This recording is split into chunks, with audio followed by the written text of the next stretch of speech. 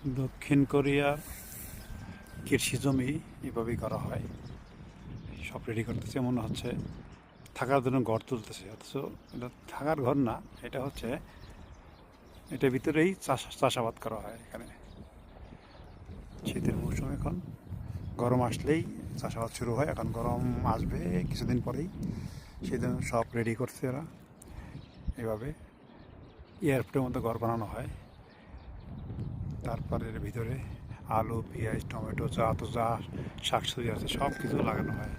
পুরা এলাকা, বিস্তীর্ণ এলাকা, সেম পরিবেশ। এটা এই যে খালি জমি দেখছেন, এখানেও এরকম ঘর দেওয়া হবে চাষের জন্য। সামনে খালি জমি, এখানেও ঘর হচ্ছে। এখানেও ঘরের মতো তৈরি করা হয়েছে। এই যে খালি জমিটা আছে দেখতে পাচ্ছেন, এই জমিটাও চাষাবাদ করা হবে, ওই যে এরকম ঘর। আর এখানে সব গোবরের সার ব্যবহার করা হয়। দেখেন, কুটা পচা এইসব, আমাদের দেশের মতো সার দেয় না, কৃত্রিম সার সব দেশে। রাসায়নিক কোনো সার ব্যবহার করে না এরা। প্রতিটা চাষাবাদের জন্য এই ঘরের ভিতরে চাষাবাদ করে এরা। যত সময় ফলমূল, শাকসবজি, এরা এইভাবেই চাষাবাদ করেন। ভিতরের দৃশ্যগুলি দেখতে পাচ্ছেন, ভিতরে এরকম হয়।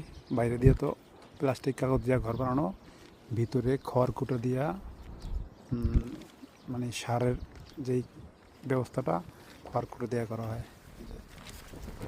এগুলি পচাবে, পচানোর পরে এখানে গাছপালা রোপণ করবে। পরিবেশ, বিস্তীর্ণ এলাকা। লাইটিংয়ের ব্যবস্থা আছে ভিতরে, কারেন্টের ব্যবস্থা আছে, খুব সুন্দর। মানুষকে তো এত আদর যত্ন করে বড় করে না আমাদের দেশে, আর এখানে শাকসবজির জন্য এত যত্ন করা হয়।